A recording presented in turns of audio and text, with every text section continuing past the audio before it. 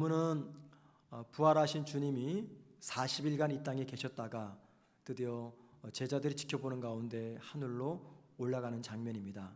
하늘로 올라가시는 것을 우리는 승천이라고 이야기하죠. 그래서 예수님의 승천 이야기가 오늘 본문에 기록되어 있습니다. 그런데 여러분, 오늘 본문을 가만히 보면은요, 평소 우리가 많이 궁금했던 것들, 신앙의 궁금증들이죠. 이 궁금증들을 유발시킵니다. 그래서 저는 오늘 본문을 가지고 본문이 우리에게 제기하는 이 궁금증, 많은 것들이 있는데 그 중에 시간상 5가지만 골라서 그 궁금한 질문에 답을 하는 형식으로 설교를 진행하겠습니다. 그리고 결론 부분에 가서 오늘 말씀이 우리에게 어떤 도전을 주는지 말씀의 교훈도 한번 생각해 보도록 그렇게 하겠습니다. 자, 첫 번째, 오늘 본문이 우리에게 유발하는 궁금증. 9절 말씀 보시면 주님이 제자들이 보는 가운데 하늘로 올라가셨다라고 말합니다. 자, 여러분, 궁금하지 않으십니까? 하늘로 올라가신 예수님이 어디로 가셨을까요? 2000년 전에 올라가셨어요. 계속 올라갑니다. 2000년 동안 올라갔어요. 어디로 올라가셨을까요? 한참을 올라가면은 대기권이 나옵니다. 대기권이 지나면 우주가 시작이 됩니다. 2000년 동안 올라가셨으니까 저 우주 끝에, 우리가 절대 찾을 수 없는 그 우주 끝에 꼭꼭 숨어서 계시는 걸까요? 예수님께서 하늘로 올라가셨다, 그 말은요, 물체적 세계에서 영적 세계로 옮기셨다, 혹은 인간의 세계에서 하나님의 영역, 하나님의 공간, 하나님의 영광스러운 현존 앞으로 나아가셨다, 그 뜻입니다. 그래서 주님은 마가복음 16장 19절에서 재림에 관한, 승천에 관한 이런 이야기를 합니다. 주 예수께서 말씀을 마치신 후에 하늘로 올려지사 하나님 우편에 앉으니라, 이렇게 말합니다. 하늘로 올라가신 주님의 궁극적인 목적지는 하나님 우편이래요. 여기가 어디입니까? 하나님 우편에 앉았다, 그 말은 어떤 공간, 장소적인 개념이 아니라 하나님의 영역입니다. 또는 하나님의 현존입니다. 그러니까는 하나님의 현존 앞에 가서 앉아 계셨다, 그 말입니다. 자, 그래서 여러분, 2000년 전에 하늘로 승천하신 예수님은 최초의 우주인이 되어가지고 저 우주 끝으로 여행한 게 아닙니다. 그게 아니라 하나님의 영역, 하나님의 영광스러운 현존 앞으로 가셨다, 그 뜻입니다.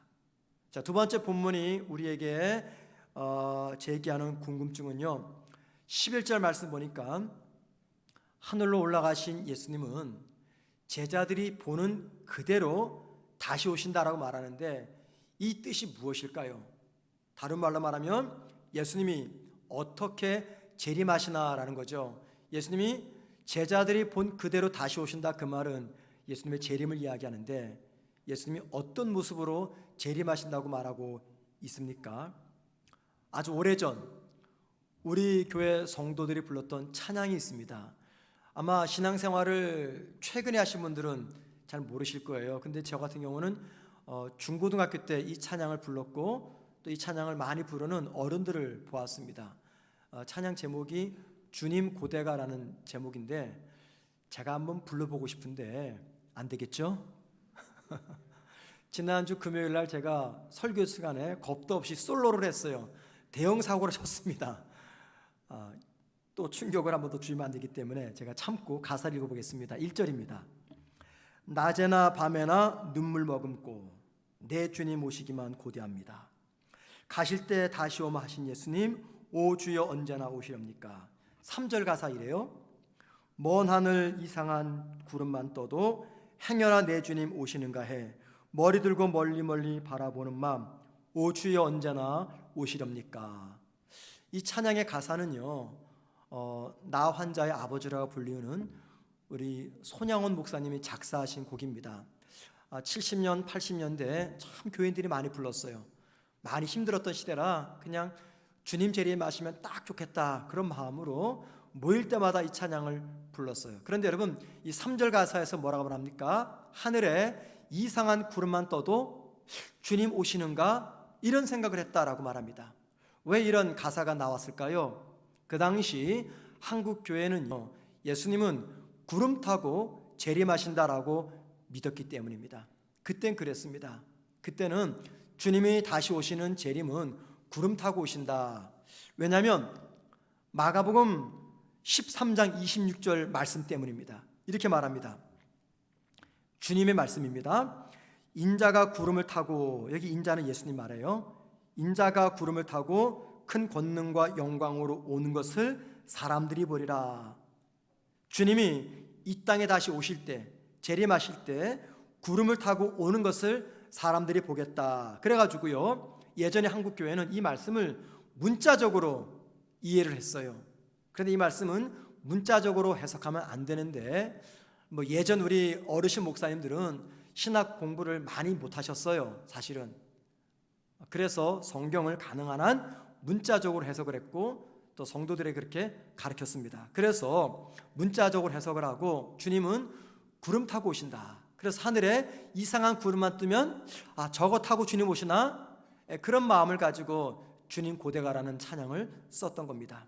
그런데 여러분, 이 말을 문자적으로 이해하시면 안 돼요. 주님은 구름 타고 오지 않습니다. 여기 마가복음 13장 26절 말씀을 주님께서 말씀하실 때 이 말씀을 이미 다니엘서 7장 13절에 기록되어 있는 그 말씀을 인용하신 겁니다. 다니엘서 7장 13절 말씀 보세요. 내가 또 밤 환상 중에 보니 인자 같은 이가 하늘 구름을 타고 와서 옛적부터 항상 계신 이에게 나아가 그 앞으로 인도되매. 인자가 구름을 탔다, 그 말은 무슨 말이냐면, 구름은요 하나님의 임재, 하나님의 영광을 상징하는 겁니다. 그러니까는 하나님의 영광 속으로 들어갔다, 그 말입니다. 하나님의 영광 속으로 들어가서 영광 중에 계신 하나님을 만났고 하나님으로부터 만국을 다스릴 권세를 받았다라는 겁니다. 그런데 이 환상을 다니엘이 보았어요. 다니엘이 보고 자기가 본 환상을 그대로 성경에 썼던 겁니다. 아마도 다니엘이 이 환상을 보고 성경에 기록할 때 자기가 환상 중에 보았던 이 인자, 다른 말로 말하면 사람의 아들이죠. 이 인자가 훗날 오실 예수님이라고 생각조차 못했을 것입니다. 그냥 환상을 보고 기록한 것이에요. 그런데 세월이 지나 우리 주님이 당신의 재림의 방법을 말씀하실 때 이 다니엘이 보았던 환상을 인용해서 말씀하고 있는 것입니다. 자, 그러니까는 마가복음 13장 26절은요 예수님이 구름을 타고 재림하는 것이 아니라 하나님의 영광 속에 들어가서 영광 중에 계신 하나님으로부터 만국을 다스리고 심판할 권세를 받아서 모든 제자들이 승천하는 주님을 보았듯이, 그렇게 주님은 육체로, 영이 아닙니다, 육체로, 그리고 모든 사람들이 볼 수 있도록 그렇게 이 땅에 재림하신다, 그 말입니다. 구름 타고 오지 않습니다. 그러나 똑같이 우리처럼 육체를 입으시고 모든 사람들이 볼 수 있는 방법으로 오신다는 겁니다. 자, 세 번째 본문이 우리에게 제기하는 궁금증은 뭐냐면, 그러면 주님은 언제 오시나라는 거죠. 이것은 재림의 시간, 재림의 날짜를 의미합니다. 자, 여러분, 주님이 언제 재림하실까요? 성경은 이 질문에 대해서 그 어떤 명확한 답도 알려주지 않고 있습니다. 주님이 마가복음 13장 32절에서 이 문제에 관해서 이렇게 말씀하셨죠. 그러나 그날과 그때는 아무도 모르나니. 그날과 그때가 언제입니까? 주님 재림하시는 날, 재림과 함께 이 땅에 많은 세상의 종말, 심판의 때, 그때는 아무도 모르나니 하늘에 있는 천사도 아들도 모르고 아버지만 아시느니라 라고 말합니다. 여러분, 제가 높아심에 한 말씀 올립니다. 지금도 그랬고 과거도 그렇고 앞으로도 그럴 겁니다. 어떤 누구라도 예수님의 재림의 시간과 날짜에 대해서 언급을 하면 그건 새빨간 거짓말이고 그 말에 절대 현혹되지 마십시오. 그런데 이렇게 목사가 말해도 현혹되는 분들이 계세요. 그분들이 누구냐? 목사의 설교를 신뢰하지 않는 성도입니다. 앞만 봐도 우리 목사 설교가 틀렸고 이 사람의 말이 맞아, 굉장히 깊다라는 말에 다 넘어갑니다. 성도들은. 여러분, 절대 아닙니다. 그 누구도 주님의 재림의 날은 알지 못합니다. 그래서 주님의 재림에 대한 날짜는요, 그냥 평생 신비에 남겨두세요.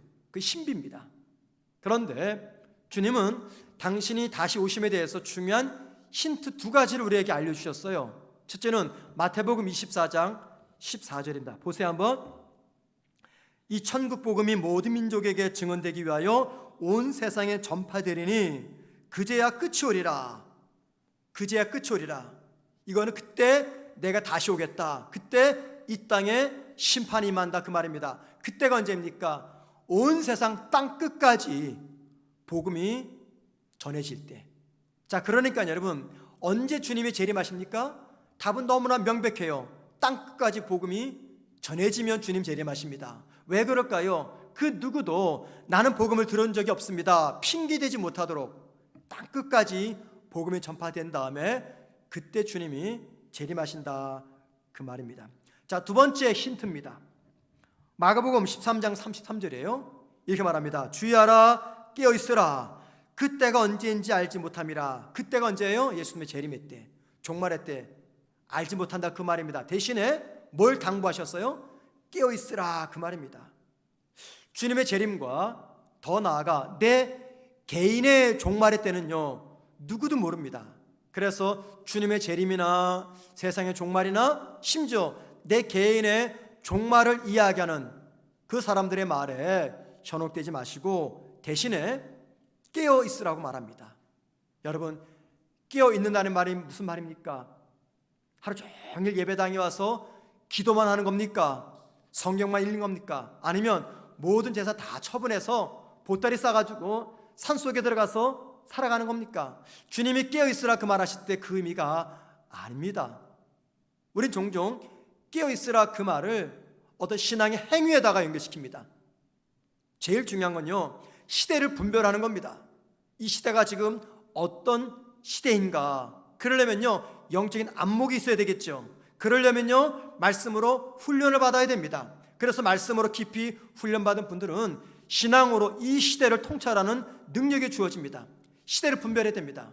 더 나아가 마치 오늘이 주님 재림하시는 날로 생각을 하고 마치 오늘이 내 삶의 마지막 종말의 시간이라고 생각을 하고 살아가는 겁니다. 내일이 주님 재림하시고 내 종말의 날이라고 생각하고 살아가는 겁니다. 여러분 생각해 보세요. 매일매일 하루하루 오늘 주님 재림하신다, 오늘 내 삶이 마지막이다 라고 생각하시면 우리의 삶이 어떻게 달라질까요?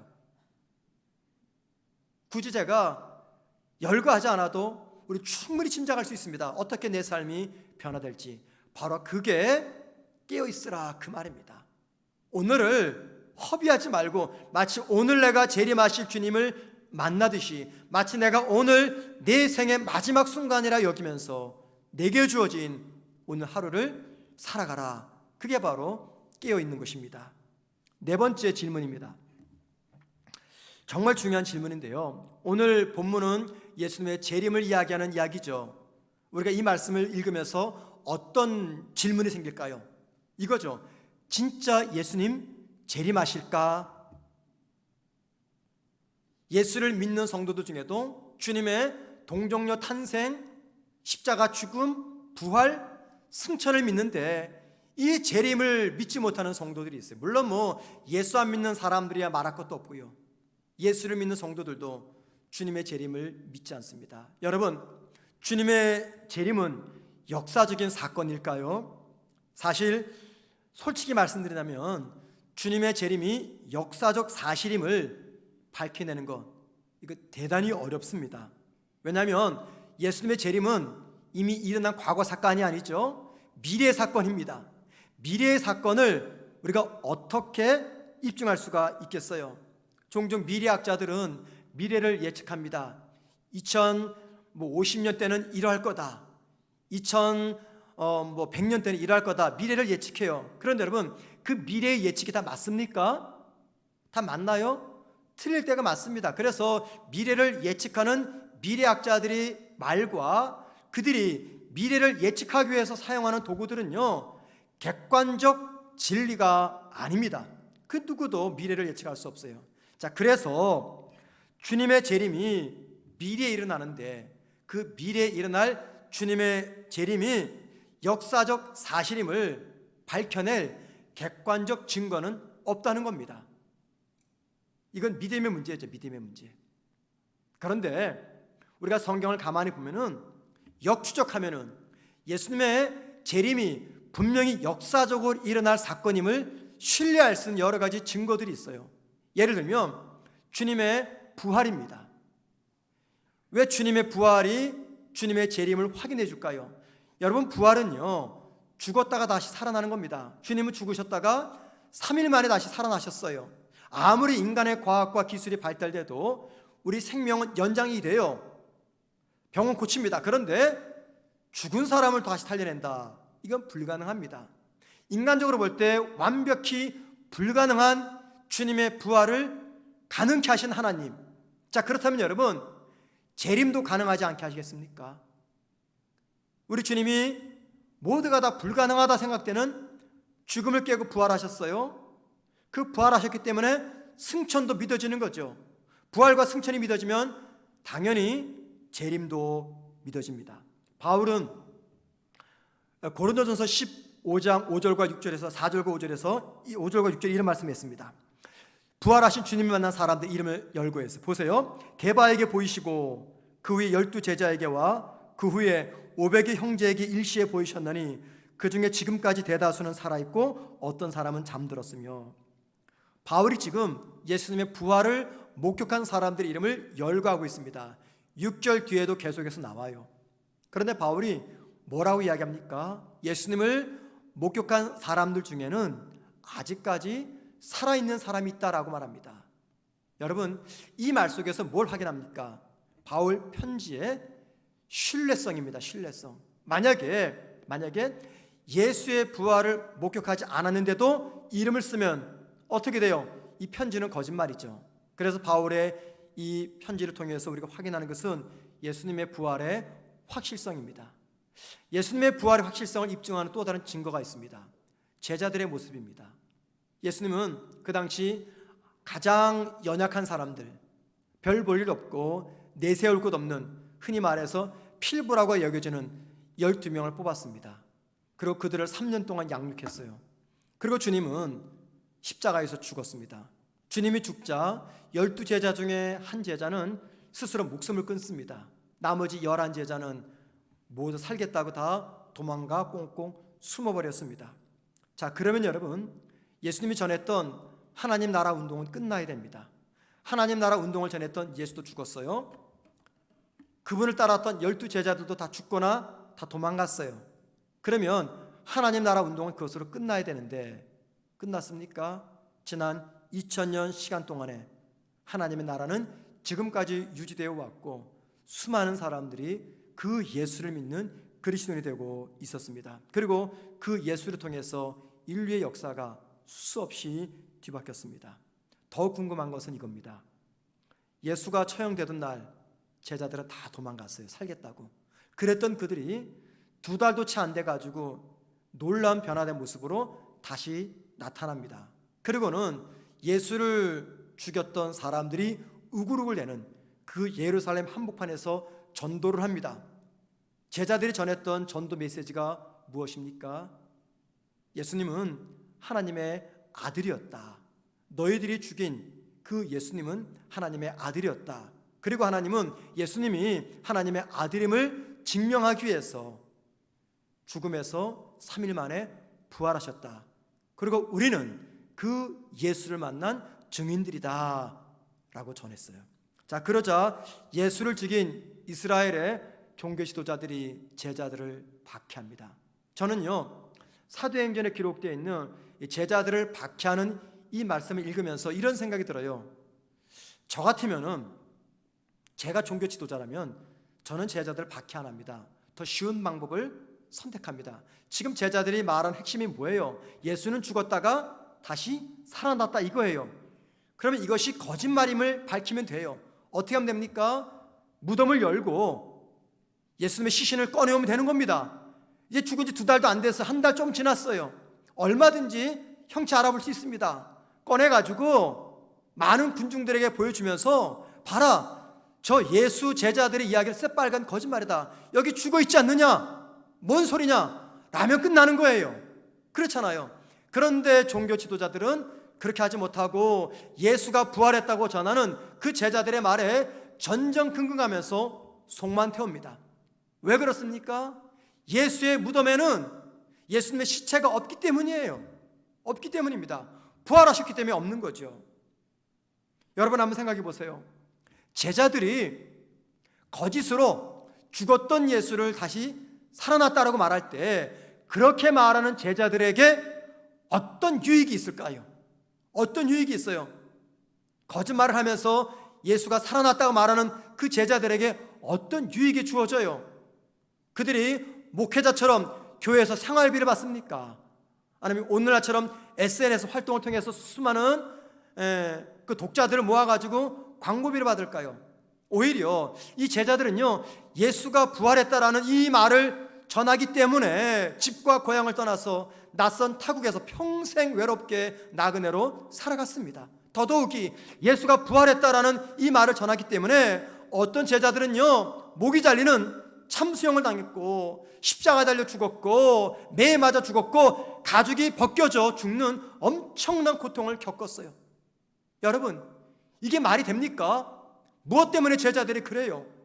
무엇 때문에? 이미 예수는 죽었는데 끝났는데 무엇 때문에 그래요? 답은 하나죠. 그 제자들이 예수님이 죽으셨다가 다시 살아나신 것을 목격을 했기 때문입니다. 부활하신 주님을 만났기 때문이에요. 그리고 부활하신 주님이 하늘로 승천하는 것을 제자들이 두 눈으로 보았기 때문입니다. 그러니까 여러분, 이겁니다. 예수님의 부활은 역사적 사실이에요. 그래서 승천도 역사적 사실이고 주님의 부활과 승천이 역사적 사실이니까 당연히 주님의 다시 오심, 재림도 역사적 사건이라는 것입니다. 그래서 예수님의 재림은요, 제자들이 만든 신화가 아닙니다. 이건 역사적 사실입니다. 여러분, 신화 때문에 자기 목숨을 거는 사람 보셨습니까? 우리가 진리 때문에 목숨을 거는 사람들은 종종 있어요. 그런데 사람들이 만든 허구, 상상, 신화 때문에 자기 목숨을 거는 사람들이 세상에 어디 있습니까? 그래서 예수님의 다시 오심은 역사적 사건이다라는 겁니다. 마지막 궁금증입니다. 여기까지 말씀을 듣게 되면 마지막에 어떤 궁금증이 우리에게 주어집니까? 이거죠. 예수님의 재림을 믿는 성도는 이제 그렇다면 어떻게 살아야 되는가라는 겁니다. 그죠, 여러분들? 우리가 예수님의 재림을 믿어요. 그럼 어떻게 사셔야 되겠습니까? 이 질문이 마지막으로 제기가 됩니다. 본문은 이 질문에 대한 명확한 답을 우리에게 알려줍니다. 자, 주님이 하늘로 승천하실 때 그 장면이 제자들이 지켜보았어요. 그런데 갑자기 구름이 나타나서, 구름은 뭐라 그랬습니까? 하나님의 영광, 하나님의 임재라 그랬죠. 하나님께서 하신 거예요. 구름이 나타나서 주님의 모습을 가려버렸어요. 그러니까 제자들이 보지 못하는 겁니다. 오늘 본문 9절에서 이렇게 말합니다. 그들이 보는데 올려져 가시니 구름이 그를 가리어 보이지 않게 하더라. 자, 그리고 한참을 제자들이 하늘을 쳐다보고 있는데 흰옷 입은 두 사람이 나타나서 제자들에게 이렇게 말합니다. 11절 말씀입니다. 이르되 갈릴리 사람들아 어찌하여 서서 하늘을 쳐다보느냐. 어찌하여 하늘을 쳐다보느냐, 이 말은요, 책망입니다. 꾸짖는 겁니다. 꾸짖는 거예요. 자, 여러분 생각해 보세요. 왜 구름이 갑자기 나타나서 승천하는 예수님을 보지 못하도록 제자들의 시야를 가렸을까요? 그리고 왜 흰옷 입은 두 사람은 나타나서 하늘을 쳐다보는 제자들을 꾸짖고 책망하는 것일까요? 주님은 승천 직전에 제자들에게 숙제를 내줬어요. 숙제. 그게 오늘 본문 8절입니다. 예루살렘과 온 유대와 사마리아 땅끝까지 이르러 내 증인이 되리라. 땅끝까지 가서 주님의 증인이 되는 이 숙제를 주시고 하늘로 승천하셨어요. 자, 여러분, 제자들이 주님의 숙제를 받았습니다. 숙제를 하기 위해서 땅끝까지 가서 복음을 전하려면 그들의 시야가 어디로 향해야 됩니까? 하늘입니까? 땅입니까? 땅이죠. 땅. 그 땅이 어떤 곳입니까? 죄와 사망으로 고통당하는 사람들의 신음소리가 들리는 곳입니다.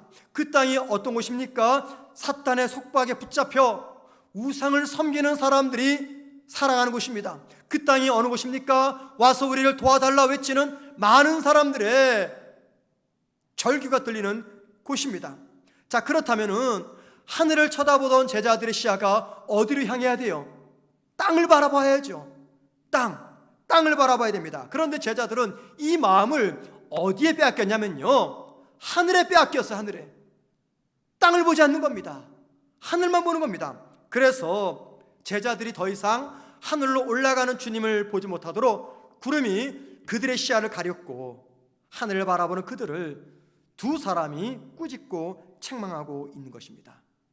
그래서 여러분, 승천하는 주님의 모습을 가리는 이 장면과 하늘을 쳐다보는 제자들을 꾸짖는 이 이야기를 통해서 예수님의 재림을 기다리는 성도, 내 개인의 종말을 의식하며 살아가는 성도들이 이 땅에서 어떻게 살아야 되는가 하는 질문에 답을 주고 있다는 것입니다. 무엇보다 어떤 삶이 주님의 재림을 기다리는 믿음의 삶인가에 대한 답을 알려주는 말씀입니다. 나에게는 예수를 믿어서 하늘 소망이 있습니다. 하늘 소망이 있어요. 누가 뭐래도 나는 하늘나라 갑니다. 나에게 하늘 소망이 있기 때문에 이 땅 사람들이 어떻게 되든 말든 신경 쓰지 않고 하늘만 쳐다보는 거, 이거요, 예수님의 재림을 기다리는 건강한 신앙이 아닙니다. 다른 사람이야 어떻게 되든 말든 상관하지 않는 거, 주님의 재림을 기다리는 신앙이 아닙니다. 주님의 재림을 기다리는 성도들, 개인의 종말을 의식하며 살아가는 성도들은요, 주님이 맡긴 숙제, 그 사명을 감당하는 삶을 살아갑니다. 여러분, 그 사명이 뭐예요? 주님을 전하는 증인이 되어서 이 땅 구석구석에 하나님의 통치와 하나님의 다스림이 임하는 하나님의 나라가 되는 것입니다. 그리고 성도는 이 일을 위해서 하늘을 쳐다보는 삶과 땅을 쳐다보는 삶 사이에 건강한 균형을 갖춰야 된다는 것입니다. 하늘만 쳐다봐서도 안 됩니다. 땅만 쳐다봐서도 안 됩니다. 땅은 무시하고 하늘만 쳐다보게 되면요, 위험한 이원론적인 신앙으로 빠지게 됩니다. 자, 그렇게 되면요, 땅의 모든 일들은 다 세속적인 일들입니다. 하나님의 일만, 교회 일만 하나님의 일입니다. 세상 직업은 다 세속적인 일이에요. 복음을 전하고 교회에서 일하는 이 일만 하나님의 일로 생각합니다. 음악, 영화, 드라마, 연극, 모든 것들은 다 사탄의 세속적인 문화이기 때문에 성도들은 늘 언제나 기도만 하고 성경만 읽고 찬양만 들어야 된다, 이렇게 생각을 합니다. 하지만 이와는 반대로요, 예수를 믿으면서도 주님의 재림을 믿지 않거나 혹은 믿지만 의식하지 않고 살아가거나 혹은 개인의 종말을 의식하지 않고 살아가게 되면요, 결국 그 신앙인들의 모든 관심은 땅에만 가 있습니다. 땅에만 가 있어요. 여러분, 제 말이 틀립니까? 하면 여러분 곰곰이 생각해 보세요. 지금 저와 여러분은 주님을 믿습니다. 불신자가 아니에요. 예수를 믿어요. 그리고 다시 오실 주님도 믿습니다. 그렇다면 여러분, 우리가 어떤 생각하며 살아야 됩니까? 다시 오실 주님이 내어준 숙제하며 살아가야 됩니다. 그런데 그렇게 살아갑니까? 못 살죠. 왜 그래요? 우리의 시선이 어디에 있는 거예요? 땅에만 있기 때문입니다. 땅에만. 영적인 일, 주님과 동행하는 일, 믿는 자의 마땅한 본분 등 이 모든 것들, 주님과 관계된 이 모든 일들에 대해서 관심이 없고 땅에만 관심을 두고 있습니다. 자기가 아는 이 세상 일을 통해서 하나님의 영광을 드러내며 복음의 증인이 되는 삶에는 관심이 별로 없습니다. 그래서 여러분, 주님의 재림을 믿고 의식하는 성도는요, 균형을 갖춰야 됩니다. 하늘을 바라보는 삶과 땅을 바라보는 삶, 그 사이에 건강한 균형을 갖춰야 됩니다. 그 균형이란 어떤 균형일까요? 땅의 일을 세속적인 일이라고 무시하지 마십시오. 그 땅의 일은 주님의 일입니다. 그래서 땅의 일을 할 때 마치 내가 주님의 일을 하듯이 최선을 다하는 겁니다. 일터에서, 가정에서, 학교에서 할 일이 참 많습니다. 그런데 그것은요, 주님과 관계없는 세상의 일, 세속적인 일이 아니라는 겁니다. 그 일들을 마치 내가 주님 앞에서 주님이라듯이 하는 겁니다. 내가 이 땅을 살면서 수많은 사람들을 만납니다. 한 사람 한 사람 만날 때 그 사람들은 다른 사람이 아니라 주님의 모습입니다. 그래서 그 사람들을 내가 주님 대하듯이 대하게 되면은 나는 주님의 일을 하고 있는 것입니다. 무엇을 하든지 겸손하고 성실하고 정직하게 하십시오. 겸손과 성실과 정직함을 하는 그 일을 통해서 하나님의 일이 이 땅에서 이루어집니다. 저와 여러분이 하는 일들이 있습니다. 가정에서, 일터에서, 그 하는 일 속에서 겸손과 정직과 성실함을 할 때 땅의 그 일을 통해서 하늘의 일이 이 땅에서 이루어지는 것입니다. 여러분, 땅의 일을 통해서 이 땅의 일을, 하늘의 일이 무엇입니까? 주님의 증인이 되는 것입니다. 복음의 증인이 되는 것입니다. 바로 그것이 주님이 우리 모두에게 내어주신 숙제라는 것입니다. 신앙인들 중에는요, 극과 극의 성도들이 있습니다. 어떤 성도는 예수를 믿으면서도 모든 관심은 땅에만 가 있어요. 땅에만 가 있어요. 그분에게 유일한 신앙생활은 주일 1시간 예배입니다. 모든 시간은 주님도 잊어버린 채 온통 땅에만 시선이 가 있습니다. 반대로 어떤 성도는 시선이 하늘에만 가 있습니다. 하늘에만 가 있어요. 땅에는 별로 관심이 없어요. 혹 여러분 가운데 이런 분들 계십니까? 집에만 가면 답답해요. 숨이 탁탁 막히고 속속이는 자식들, 내만 몰라주는 배우자. 그래서 집만 가면 그 가족들이 보이기 때문에 속상해요. 힘이 들어요. 그런데 교회만 오면 살 것 같아요. 날아갈 것 같아요. 너무너무 기분이 좋아요. 행복해요. 그런 분들 계십니까? 직장에 가면 나를 힘들게 하는 업무가 기다리고 있습니다. 나를 아프게 하고 힘들게 하는 동료가 있고 상급자가 있습니다. 그래서 직장에 출근하는 것이 마치 그 지옥에 끌려가듯이 마지못해 끌려가요. 그런데 교회만 오면, 교회 식구들만 만나면 너무너무 신나는 거예요. 날아갈 것 같아요. 힘이 팍팍 쏟아요. 그런 분들 계십니까? 여러분 가운데. 이건 잘못된 거죠. 왜 이렇게 살아갑니까? 그것은요, 주님의 재림을 기다리는 우리의 믿음이 잘못되었기 때문입니다. 주님의 재림을 기다리는 하늘 소망이 나에게 있다면 그 소망을 가지고 힘든 그곳에 피하고 싶은 사람에게 벗어나고 싶은 그 삶의 현장에 들어가서 그곳에 주님을 전하고 복음을 전하고 그리스도의 사랑을 전함으로 그것을 위해서 내가 더욱더 겸손하고 성실하고 정직하게 살아내므로 그 사람들의 마음속에 그곳에 하나님의 다스림과 통치가 임하는 하나님의 나라가 되게 하는 겁니다. 바로 이것이 주님의 재림을 바라보며 주님의 재림을 의식하며 살아가는 성도들의 삶의 자세라는 것입니다. 2000년 전 우리 주님이 인간의 몸으로서 이 땅에 오셨습니다. 우리 그거를 예수님의 초림이라고 이야기합니다. 처음 오셨다 그래서 초림. 왜 주님이 하나님이신데도 불구하고 인간의 몸을 빌어 이 땅에 오셨습니까? 이 땅의 죄인들을 구하기 위해서 오셨어요. 그리고 주님이 이 땅에 오셔서 당신이 구원한 백성들에게 숙제를 내주셨어요. 숙제를. 그러니까 주님이 이 땅에 왜 오셨느냐? 우리를 구원하시고 우리에게 숙제 주려고 오셨다 생각하시면 됩니다. 여러분, 그렇다면 주님이 왜 두 번째 오실까요? 두 번째 오시는 것을, 다시 오시는 것을 예수님의 재림이라고 하는데 왜 예수님이 재림하실까요? 그냥 편안히 하나님의 영광의 현존 앞에 계시면 되잖아요. 굳이 뭐하러 내려오셔요? 이 땅에 교회도 있고 성도도 있는데 우리가 다 알아서 할 텐데 왜 오실까요? 주님이 이 땅에 오시는 이유가 있습니다. 첫째, 이 땅을 심판하기 위해서 오십니다. 심판이라 그 말은요, 어떤 분에게는 재앙이지만 어떤 분에게는 위로입니다. 위로. 성도들을 위로하기 위해서 이 땅에 재림하십니다. 또 주님이 이 땅에 재림하시는 이유는 주 안에서 죽은 성도들의 육체를 부활시키기 위해서 다시 재림하십니다. 마지막 세 번째, 왜 주님이 재림하실까요? 성도에게 내어준 숙제를 검사하기 위해서 다시 오십니다. 여러분, 주님께서 믿는 자에게 내어주신 숙제가 무엇입니까?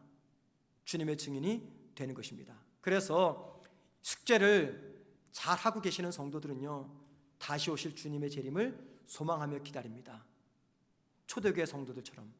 그러나 주님이 내어주신 이 숙제를 제대로 하지 못하고 계속해서 땅만 쳐다보는 성도들은 다시 오시는 주님의 재림이 두려울 겁니다. 제가 이번 주일 설교 준비하면서 한 달 전에 보았던 다른 교회 주일학교 주보를 제가 생각이 났습니다. 서울에 있는 교회인데 작년부 한 300~400 정도 모이고요. 300~400명. 유년부부터 초등부까지, 그러니까 1학년부터 6학년까지 주일학교 숫자는 전체 한 20명 정도가 됩니다. 숫자가 너무 적다 보니 유년부, 초등부 가리지 않고 함께 묶었어요. 그 교회는 교회 방침인지 모르겠지만 주일학교 아이들이 예배 중에 어린이 찬양을 부르지 않고 우리 찬송가에 실려있는 어른 찬송을 불러요. 주보를 보니까는 어린이 예배 중에 어른 찬송 2곡이 실려있더라고요. 그 중에 하나가 뭐냐면 179장 주 예수의 강림이 가까우니라는 찬양이었어요. 여러분, 이 강림이라는 단어를 초등학교 1학년 아이들이 이해할까요? 이해 못할 겁니다. 그런데 주일학교에서 그 찬양을 불러요.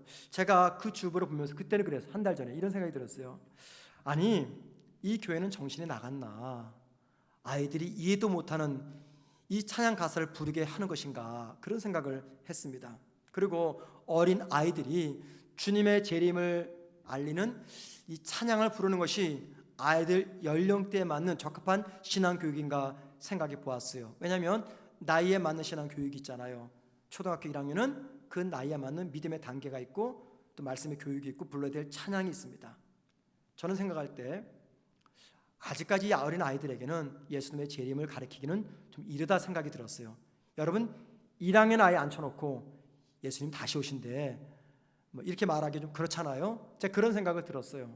그런데 제가 이 설교를 오늘 예배를 준비하면서 제 생각이 조금은 틀렸다 생각이 들었어요. 물론 어린이 예배 중에 어른 찬양을 부르는 것은 저는 납득이 안 됩니다. 납득이 안 돼요. 왜냐하면 지금 우리가 어른 예배 드리는데 만약에 제가 여러분과 찬양할 때 주일학교 초등부 찬양 부르면 어떨 것 같아요? 못 참으시겠죠? 똑같아요. 그러니까 제가 거기는 이해가 못합니다. 그러나 어린아이일지라도 그래, 주님의 재림을 가르쳐야 된다 생각을 했어요. 그런데 조건이 있습니다. 조건. 아이들에게 예수님의 재림을 가르치려면요, 예수님의 재림을 기다리는 어린이는 어떻게 살아야 되는가, 이것도 가르쳐야 돼요. 여러분에게 제가 예수님의 재림하십니다 라고 설교하고 그것을 끝나면 안 됩니다. 재림을 기다리는 성도는 어떻게 살아야 되는가를 가르쳐야 돼요. 그러지 않으면 우리의 눈은 어디만 쳐다봅니까? 하늘만 쳐다봐요.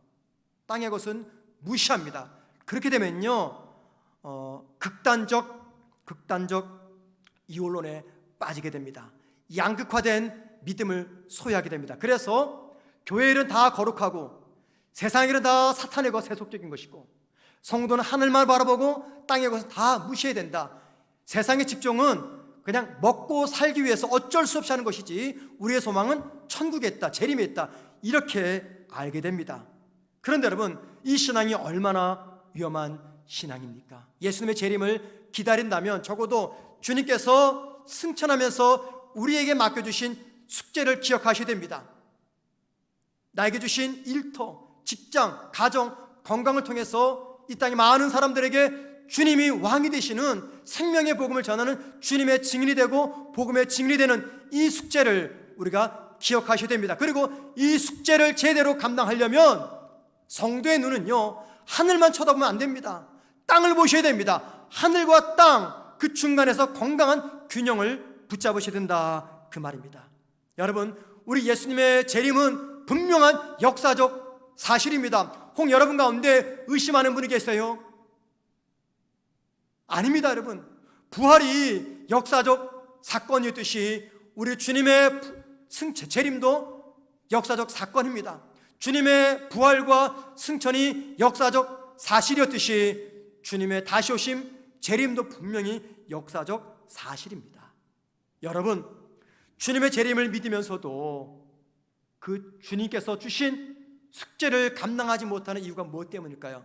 주님의 재림을 믿으면서도 그것은요, 우리의 시선이 평범한 일상에 붙들려 있기 때문입니다. 평범한 일상이 무엇입니까? 먹고 마시고 장가들고 시집가고 애 낳고 집 사는 이 평범한 일상에 우리의 시선이 온통 붙잡혀 있기 때문에 주님께서 내어주신 숙제를 생각하지 못하는 겁니다. 그러면은 다시 만날 주님을 부담스럽게 생각을 합니다. 저와 여러분은 이 땅에 살면서 어쩌면 육체로 다시 오실 주님을 만나지 못할 겁니다.